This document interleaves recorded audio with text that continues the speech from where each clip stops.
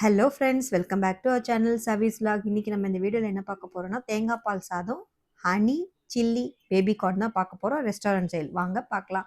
அதுக்கு முன்னாடி நீங்கள் இதான் நம்ம வீடியோ ஃபஸ்ட் டைம் பார்க்குறீங்கன்னா, சேனலை சப்ஸ்கிரைப் பண்ணுங்கள், கமெண்ட் பண்ணுங்கள், ஷேர் பண்ணுங்கள், பெல் ஐக்கனை கிளிக் பண்ணிக்கோங்க. அப்போ தான் நம்ம போடுற வீடியோ உங்களுக்கு ரெகுலராக நோட்டிஃபிகேஷனில் வரும். வாங்க வீடியோக்குள்ளே போகலாம். ஆஸ் யூஷுவல் நம்ம வந்து வெஜிடபிள் ரைஸ் எப்படி செய்வோமோ அந்த ப்ரொசீஜரில் தான் நான் செய்கிறேன். இதுக்கு தண்ணி ஆட் பண்ணுறதுக்கு பதில் நான் வந்து தேங்காய் பால் ஆட் பண்ண போகிறேன். அவ்வளோதான். தக்காளி, வெங்காயம், பச்சை மிளகா, இஞ்சி, பூண்டு, அப்புறம் புதினா, கொத்தமல்லி இதுதான் நம்மளுக்கு தேவை. நான் வந்து வெஜிடபிள்ஸ் எதுவுமே ஆட் பண்ணல. உங்களுக்கு வேணும்னா நீங்கள் வெஜிடபிள்ஸ் என்ன வெஜிடபிள்ஸ் என்ன சேர்த்துக்கலாம். நான் எந்த வெஜிடபிள்ஸும் ஆட் பண்ணல. ஆஸ் யூஷுவல் எல்லாம் போட்டு வதக்கிட்டு தேங்காய் பால் வந்து நம்ம தண்ணி வந்து 1 டம்ளர் அரிசிக்கு 1 1/2 டம்ளர் தண்ணி ஆட் பண்ணுவோம். அதே மாதிரி தான் நான் 1 டம்ளர் அரிசி எடுத்திருக்கேன். 1 1/2 டம்ளர் தேங்காய் பால் எடுத்திருக்கேன். இது வந்து நான் வந்து ரெடிமேடாக வெளியில் வாங்கின தேங்காய் பால் தான். வீட்டில் தேங்காய் அரைச்சி தேங்காய் பால் எடுத்தது கிடையாது. இது ரெடிமேடாக வாங்கின தேங்காய் பால் தான். 1 டம்ளருக்கு 1 1/2 டம்ளர் தேங்காய் பால் கணக்குக்கு எடுத்துகிட்டு உப்பு பார்த்துட்டு ரைஸை போட்டுட்டு அதை ரொம்ப கலரி விடாமல் லைட்டாக மிக்ஸ் கொடுத்து அதை அப்படியே வந்து க்ளோஸ் பண்ணி ஒரு 2 to 3 விசில் விட்டுட்டிங்கன்னா சூப்பராக உங்களுக்கு வந்து தேங்காய் பால் சாதம் ரெடி ஆகிடும். குழையாது, அரிசி வந்து உடையாது, அப்படியே அவ்வளோ சாஃப்டாக நல்லாயிருக்கும். அடி பிடிக்கவும் பிடிக்காது.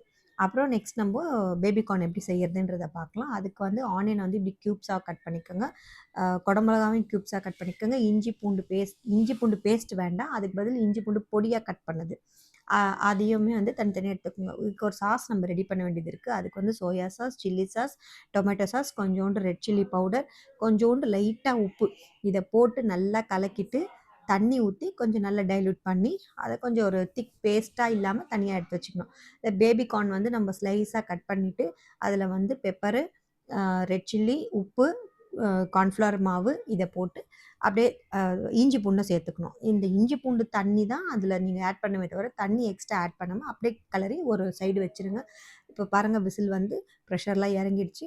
சாதம் பாருங்கள் எவ்வளோ சூப்பராக இருக்குது. அப்படியே சூப்பராக நல்லா இருக்குது பாருங்கள்.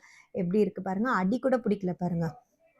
அதுக்கப்புறம் எண்ணெய் ஊற்றி நம்ம இந்த பேபி கார்னை வந்து பொரித்து எடுத்துக்கலாம். தனியாக பொரித்து எடுத்துக்கலாம். இதை வந்து இது கூட நம்ம எந்த ஆர்டிஃபிஷியல் இதுவுமே ஆட் பண்ண போகிறது கிடையாது. இதை தனியாக பொரித்து எடுத்து வச்சுட்டு இன்னொரு சாஸ்பேன் வச்சு அதில் நம்ம பட்டர் போடணும். எண்ணெய் வேண்டாம், பட்டர் போட்டுட்டு அதுக்கப்புறம் இஞ்சி பூண்டு பேஸ்ட்டு இதை தனியாக பொரித்து எடுத்து ஒரு பிளேட்டில் ஒரு சைடில் வச்சிடலாம். இப்போ நம்ம என்ன பண்ணணும், ஒரு சாஸ்பேன் வச்சு அதில் பட்டர், ஒரு ஸ்பூன் பட்டர், நல்லா ஒரு க்யூப் அளவுக்கு பட்டரை ஆட் பண்ணிவிட்டு கட் பண்ணி வச்சுக்கிற இஞ்சி பூண்டு அதை நல்லா அதில் போட்டு சாட்டே பண்ணணும். அப்புறம் வந்து வெங்காயம், அந்த குடமிளகா கட் பண்ணி வச்சுருக்கோம் இல்லையா, அதையும் அதில் போட்டு லைட்டாக வதக்கினா போதும். ரொம்ப வதங்கணும்னு அவசியம் கிடையாது. ஏன்னா அது நம்ம கடிக்கும் போது அந்த க்ரன்ச்சினஸ் இருந்தால் ரொம்ப நல்லாயிருக்கும். நம்ம ரெஸ்டாரண்ட் ஸ்டைலில் சாப்பிட்ற மாதிரி இருக்கும் நமக்கு. அதுதான் அந்த மாதிரி தான் இப்போ இது செய்கிறது. அதுக்கடுத்து நம்ம வந்து இந்த சாஸ் ஒன்று ரெடி பண்ணி வச்சுருக்கோம் இல்லையா, அந்த சாஸை வந்து அதில் ஆட் பண்ணிவிட்டு கொஞ்சம் லைட்டாக தண்ணி ஆட் பண்ணிக்கணும்.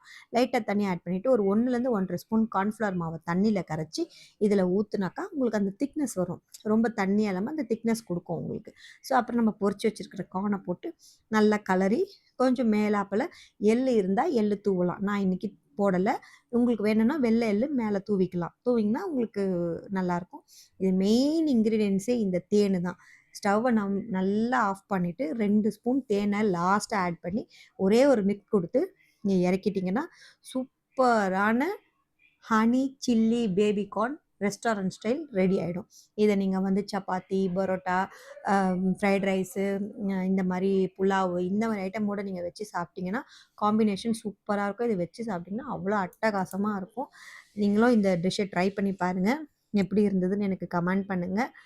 இவ்வளோ நேரம் இந்த வீடியோ பார்த்தமைக்கு மிக்க நன்றி. அடுத்த வீடியோவில் உங்களை நான் பார்க்குறேன். வாங்க சாப்பிடலாம். இது எப்படி இருக்குன்னு எனக்கு கமெண்ட் பண்ணுங்கள். Thanks for watching. Have a nice day. Thank you.